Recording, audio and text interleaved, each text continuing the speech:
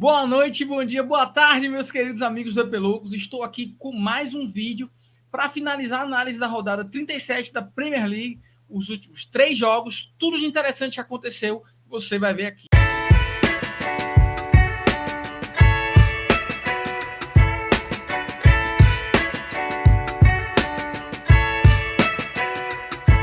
E aí, galera, beleza?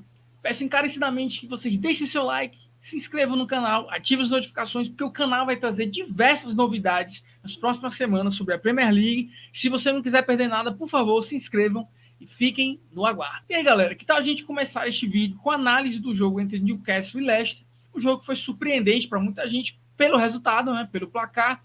O Newcastle jogando em casa, com apoio da sua torcida, em St. James Park. Só que para quem assistiu o jogo, o resultado não reflete o volume que o Newcastle teve na partida. O Newcastle dominou o jogo, praticamente o jogo inteiro. Teve diversas oportunidades, bolas na trave, uma com o Wilson, outra com a Almiron.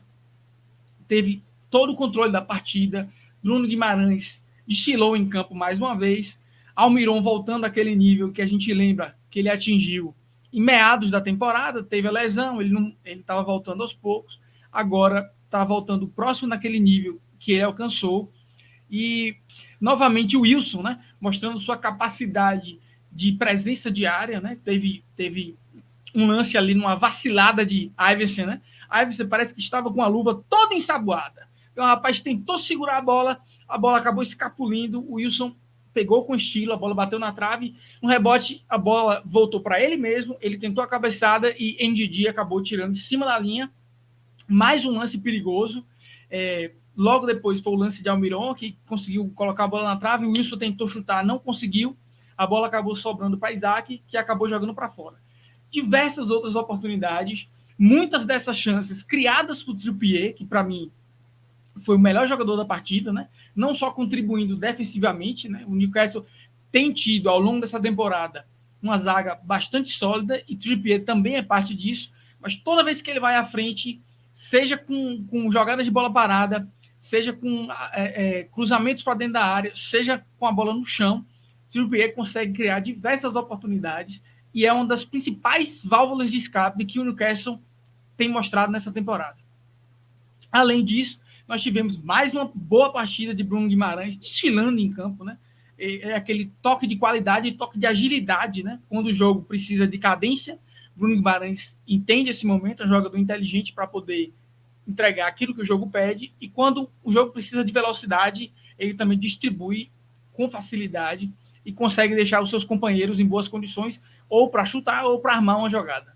Esse jogo é mais uma prova de que a Premier League é um campeonato muito competitivo e que jogar em casa, mesmo sendo um time próximo do topo da tabela, contra um time lutando para não cair, é sempre muito difícil. Ainda mais agora que esses times que estão lutando contra o rebaixamento estão lutando pela sua sobrevivência, né? Então, o Newcastle conseguiu impor seu jogo, conseguiu criar diversas oportunidades, mas seja por ação do goleiro, seja por sorte do Leicester, né? Pelas bolas batendo na trave, o time não conseguiu sair de sua casa com a vitória. Apesar disso, o time conseguiu, no final das contas, classificação da Champions League, que era o que realmente importava. Foi um pouquinho amargo, porque não foi com a vitória, mas o objetivo alcançado. Historicamente, né, o Newcastle precisava demais retornar à Champions League depois de tantos anos. Uma classificação histórica para o Newcastle, né, que não participava da Champions League desde 2003, 2004, quando o time ainda foi eliminado na fase preliminar da competição. Dessa vez, o Newcastle se classifica direto para a fase de grupos e, pela primeira vez, nessa nova era, o time vai ter condições e vai ter receitas para poder investir um pouco mais. Né? Pela primeira vez, claro que eu não acho que o time vai gastar fortunas no grande jogador, porque não é o perfil desta gestão. Essa gestão tem sido bem pé no chão, tem contratado jogadores importantes para preencher lacunas. De qualquer maneira, o time entende que precisa melhorar o elenco. Né? Isso é muito claro. Então, o time indo para a Champions League sabe que precisa trazer algumas peças importantes para poder disputar mais de uma competição desse nível, né? Champions League e Premier League, porque a ideia vai ser continuar indo para a Champions League ano a ano, e com esse aumento de receitas, o time pode agora trazer alguns nomes mais consolidados no mercado internacional, mas pelo perfil, eu não acho que o time investiria num jogador como Neymar, apesar da qualidade imensa, sou fã de Neymar. Eu acho que o perfil poderia ser algo mais próximo de um Edson, que pode ser rebaixado e pode acabar saindo do Leicester. São pequenas lacunas que podem ser preenchidas para melhorar a capacidade do time de fazer gols, né? Porque a defesa já é bastante sólida, mas o time vai precisar ser um pouco mais agressivo no mercado de transferência e dentro de campo para poder enfrentar com um elenco maior as duas competições mais importantes da temporada, né? A Premier League e a Champions League também. E com relação ao Leicester, infelizmente foi um time que dependeu muito de jogadores como Maddison e Barnes e alguns lampejos de Vardy. E quando esses jogadores não tiveram um bom dia, o time não conseguiu criar muitas oportunidades, como foi esse caso, né? O time que jogou contra o Newcastle basicamente para manter o 0-0, sair de lá com um pontinho e aí tentar a sorte na última rodada. Claro que o time, a ideia era, quem sabe, no contra-ataque conseguir a vitória, mas eles sabiam da dificuldade, então o objetivo ali era poder, o máximo possível, segurar o resultado, e eles conseguiram, né? Então, no final das contas, esse jogo teve um resultado positivo para os dois lados, né? O Newcastle queria a vitória, mais importante era a classificação para a Champions, e o Leicester conseguiu continuar vivo na competição. Mas pelo volume de jogo que o Leicester tem mostrado nas últimas rodadas, não somente nessa última partida, fica claro porque que o time está sofrendo tanto, né? Um time que não investiu o suficiente para essa temporada, um time que fica dependente de poucos jogadores e também teve, né, a má sorte de não ver Vardy naqueles níveis que ele conseguia produzir nas temporadas passadas, ficou dependendo muito de Maddison e eventualmente de Barnes, e Maddison só conseguiu criar uma jogada, né? Lá no finalzinho do jogo, conseguiu meter um cruzamento para a área, Castanho conseguiu finalizar bem, mas foi basicamente o único lance de perigo que Pope teve que fazer uma intervenção, tirou ali sem muitos problemas, mas o jogo foi completamente controlado pelo Newcastle, que criou as principais oportunidades, grande partida de Trippier, grande partida de Bruno Guimarães. Tivemos também Almiron, lembrando aquele nível de performance que ele atingiu no meio da temporada, mas não foi suficiente para o Newcastle sair deste jogo com os 3 pontos. Sobre o jogo entre Brighton e City, acho que foi um jogo um pouco mais da ressaca do City, né? O City agora está pensando na Liga dos Campeões e na FA Cup. Então esse jogo foi uma oportunidade para Guardiola ver o desempenho de outros jogadores, descansar os seus titulares, em sua maioria, né? Apesar de Haaland ter jogado, e buscar ali a vitória. Claro que o Pep sempre quer ganhar, mas sem apertar muito o pé para não arriscar lesões de seus jogadores. E o Brighton, o que ele queria, ele acabou conquistando, que era um ponto que foi o suficiente para o time conquistar pela primeira vez na história classificação para a Liga Europa. Um resultado que acabou sendo bom para as duas equipes, porque o City pôde descansar alguns jogadores, dar ritmo para outros, fazer alguns testes para a temporada que vem, e o Brighton estava apenas preocupado em conseguir a classificação direta para a Liga Europa, e assim o fez. Então todo mundo saiu satisfeito. E foi interessante para ver a performance de Foden, né? Foden, que para mim é um dos jogadores mais talentosos do futebol mundial, principalmente naquela idade, né? E é um cara que seria titular nos 19 outros times da Premier League. Só não é titular do City, porque o City tem diversas opções nas posições que ele joga, né? Tanto de meio quanto de ponta, e ele acaba entrando ali no revezamento. Nesse momento, Guardiola prefere jogar com Bernardo Silva como ponta direita, Grealish de ponta esquerda, Bruyne e Gundogan ali no meio, armando para Haaland, né? E Foden poderia tranquilamente jogar em qualquer uma dessas posições atrás de Haaland. Inclusive, em algumas temporadas passadas, ele mostrou sua qualidade, inclusive jogando de falso 9, né? Então é um cara polivalente, super talentoso, um tremendo controle de bola. Quando ele pega na bola, parece que a bola cola no pé, não sai de jeito nenhum. Pensa muito rápido, arma diversos contra-ataques para o City, tocando de primeira. Então, para mim, foi o destaque da partida, Phil Foden. E é uma pena que um cara que seria titular nos 19 outros times da Premier League acaba sendo reserva desse time pela concorrência. Mas é sempre um prazer ver Foden jogar. Foi ele que criou uma das jogadas para a cabeçada de Haaland no início da partida. Ele também, obviamente, acabou fazendo o gol numa assistência de Haaland, mas ele criou diversas outras oportunidades de perigo para o City conseguir sair desse jogo com um empate, né? E é interessante que o gol de Foden, parece que os caras do Brighton não estão acostumados ou nunca jogaram PS2 ou PS1 na vida, né? Com aquele joguinho de futebol com o famoso 1-2, 1-2, aquela tabelinha de Haaland com Mahrez, porque foi exatamente esse que utilizou. Meteu um L, um X, né? Haaland deu essa bola para Mahrez só para poder fazer a corrida. Mahrez conseguiu dar esse passe em profundidade. Foden acompanhou a jogada e pegou essa bola completamente livre para poder marcar o gol, né? Haaland mostrou mais uma vez que não é só um jogador artilheiro, né? É um cara que consegue armar jogadas, consegue pensar de forma coletiva e tende a evoluir cada vez mais à medida que ele se entrosar com seus companheiros nas próximas temporadas. Para o City, fica a possibilidade de utilizar alguns desses jogadores nas próximas competições, seja na FA Cup, seja na Champions League. Para mim, mais do que o empate e a classificação para a Liga Europa, é mostrar, no caso do Brighton, que o time tem capacidade para enfrentar os grandes clubes, os clubes do topo, assim como conseguiu ganhar do Manchester United, conseguiu competir com o Manchester City e eventualmente poderia ter vencido o jogo, apesar de que, né, o City naturalmente teve o controle da partida. O caso do Brighton, teve uma outra chance com um dos seus talentos, né? Bonanote teve uma boa jogada, Ortega fez uma boa defesa. Ortega, que aliás jogou 3 jogos nessa temporada, se eu não me engano, pela Premier League, toda vez que Edson precisava descansar, e teve belíssimas partidas, né? Não ofereceu nenhum risco.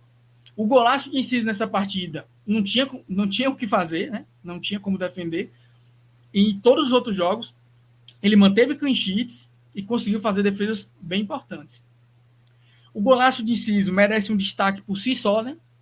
Aliás, toda a gestão do Brighton, o modo de jogar e a inteligência, né, o scouting para buscar esses jogadores, esses talentos na América do Sul, merecem destaque, né? Um negócio absolutamente fantástico. Você ir lá no Libertad trazer Enciso, quando, apesar de que no Libertad, na temporada que ele foi contratado, ele estava com excelentes números, né? 14 jogos, tinha 11 gols e 3 assistências, é um cara que passou abaixo do radar de muita gente, né? De muitos grandes clubes aí da Europa, né? O Brighton foi olhado, trouxe. Ele já tinha trazido, há alguns anos atrás, McAllister do Argentino Júnior, né? Aí chegou a emprestá-lo Boca Juniors uma temporada, depois ele voltou, aos poucos foi sendo adaptado ali à cultura do clube, foi ficando cada vez mais importante, hoje é fundamental para o time, né? Camisa 10. Você teve, importantíssimo, a contratação de Caicedo, mesmo esquema, um jogador da América do Sul, barato, e que hoje vale uma fortuna. Talvez o único diferente aí foi a contratação de Estupinan, né?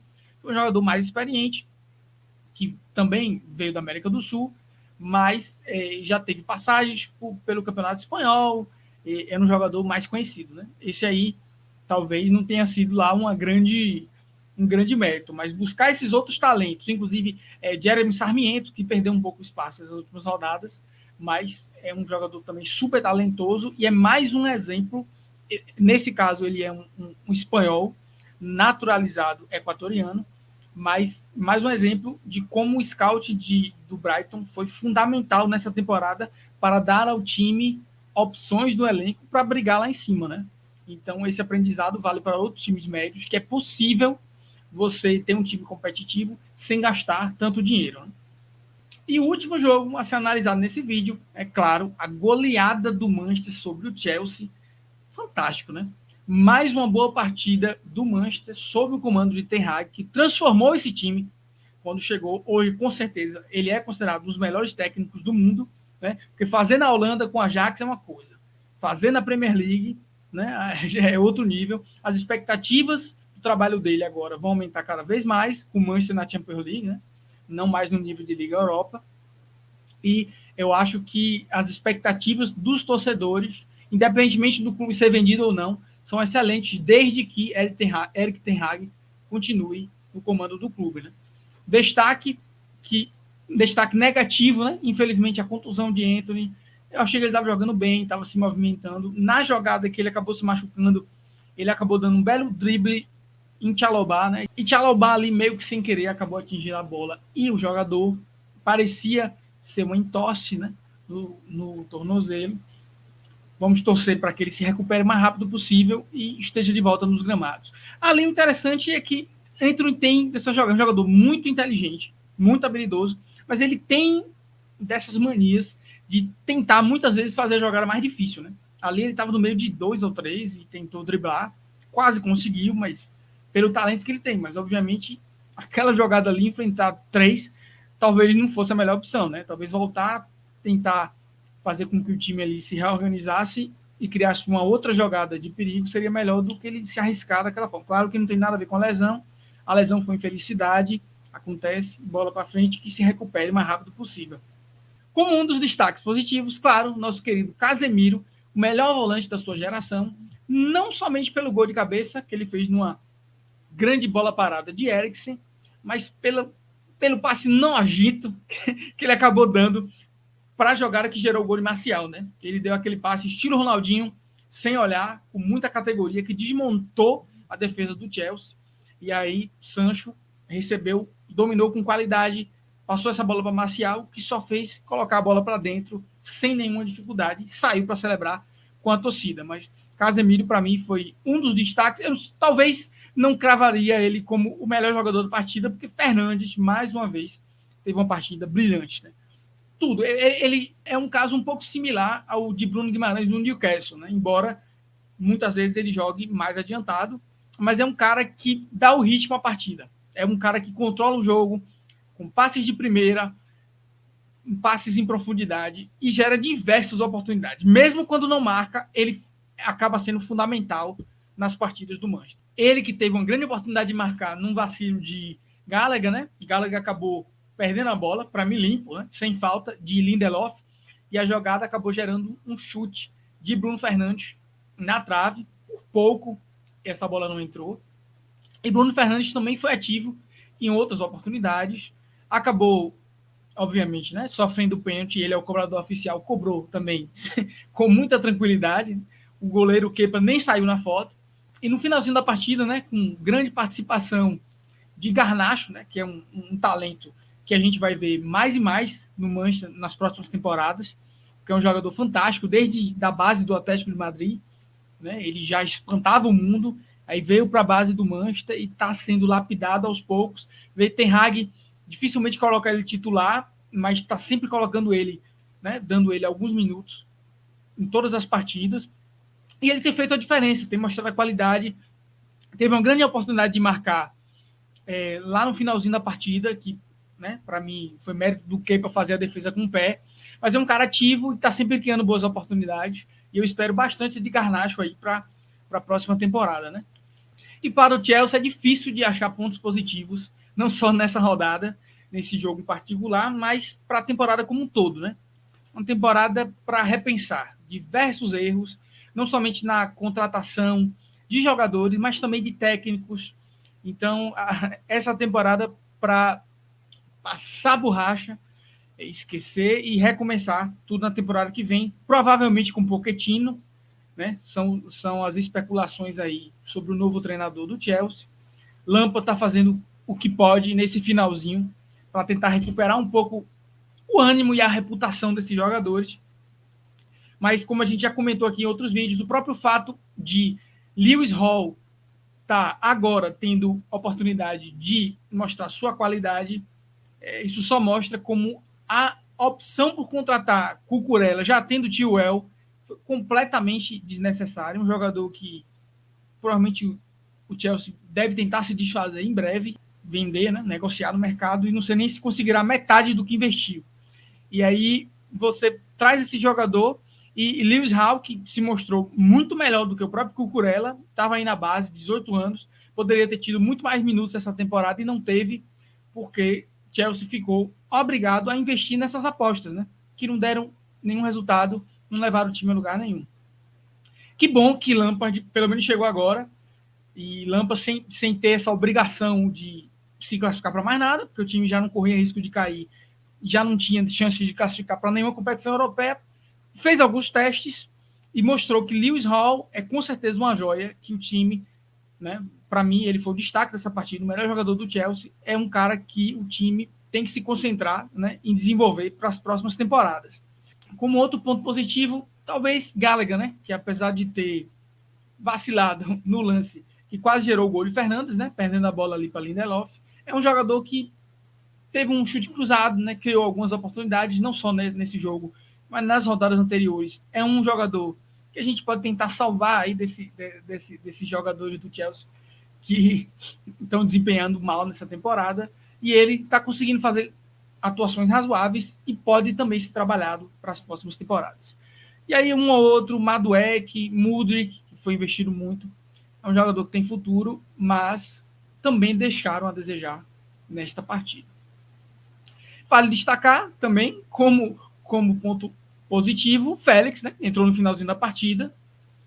É incrível como ele é reserva, né? Considerando a qualidade que ele tem, eu acho que temos que concordar que ele merecia ter sido titular nessas rodadas. Mas talvez o objetivo já era fazer alguns testes para ver se o time precisava ou não investir em Félix para a próxima temporada, né? Já que ele é um jogador emprestado.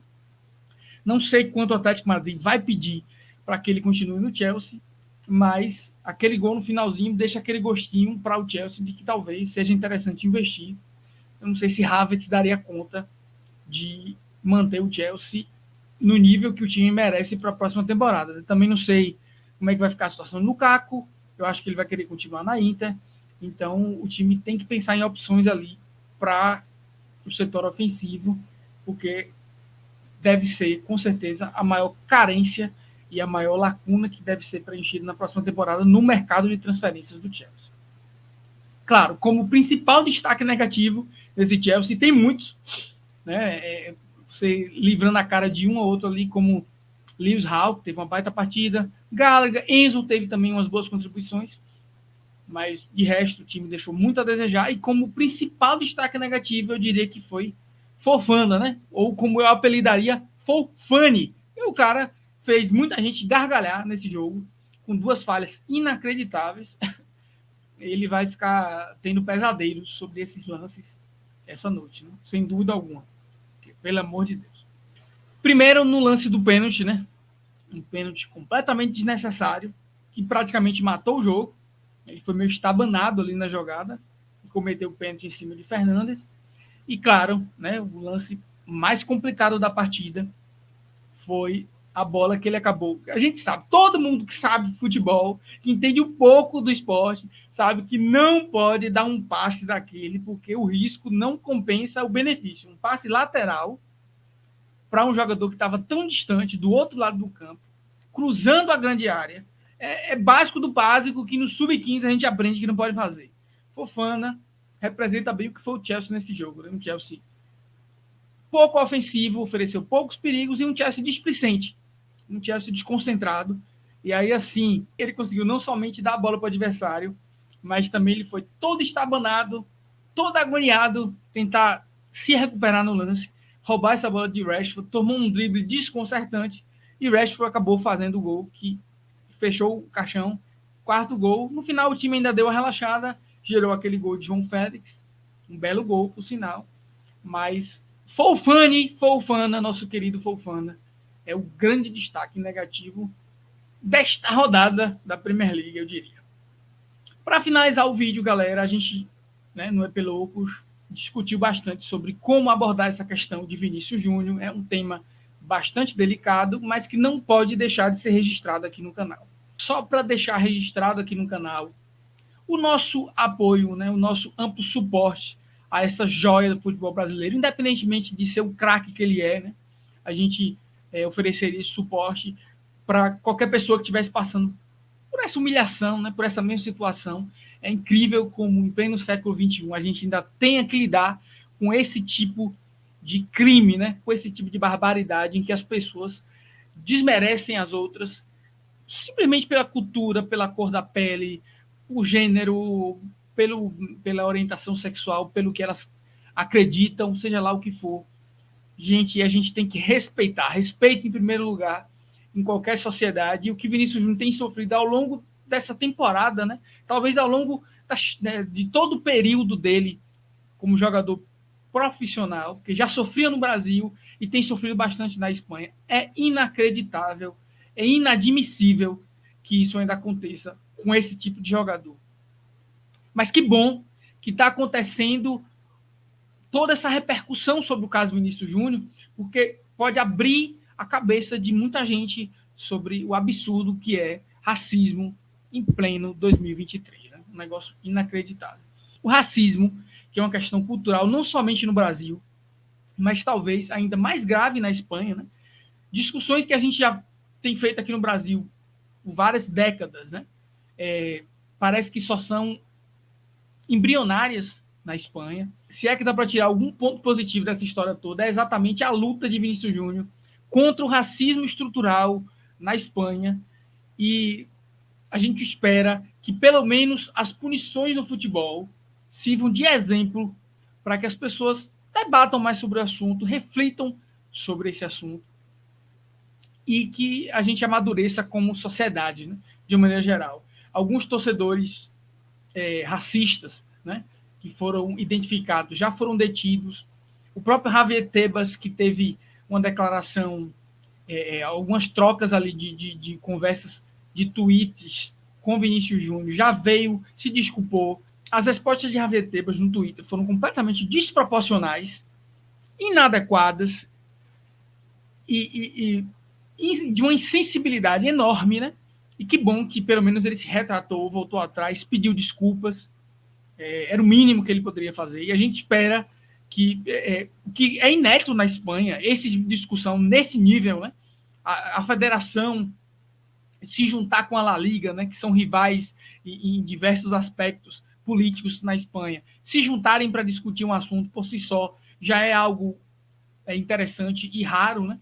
É algo fantástico imaginar que um jogador brasileiro tão jovem seja capaz de fazer com que a imprensa, o presidente da La Liga, o presidente da Federação Espanhola repensem não somente como eles recebem os jogadores estrangeiros, né, na Espanha, mas como a sociedade como um todo lida com questões racistas e que isso sirva de lição para que a nossa sociedade mude, né? Paulatinamente, não vai ser algo da noite para o dia, mas só o fato de a gente estar discutindo isso em tantas mídias pode provocar um efeito positivo na sociedade em geral. Que fica aqui o nosso apoio a Vinícius Júnior, um grande abraço, siga firme nessa luta e você já fez história, você já marcou, não que você tivesse a intenção, obviamente, mas você já abriu uma discussão inédita na Espanha e tenha certeza que você já concluiu o seu objetivo. Você não deve nada a ninguém e se você quiser sair do Real Madrid, você já realizou seu sonho, já ganhou tudo que tinha que ganhar por lá e será bem recebido em qualquer clube do mundo. E se vier para a Premier League, aí é êxtase absoluto, né? Um craque desse jogando na Premier League. A galera vai à loucura, meus amigos. É isso aí, galera. Muito obrigado por acompanhar esse vídeo. Até a próxima. Valeu. Tchau.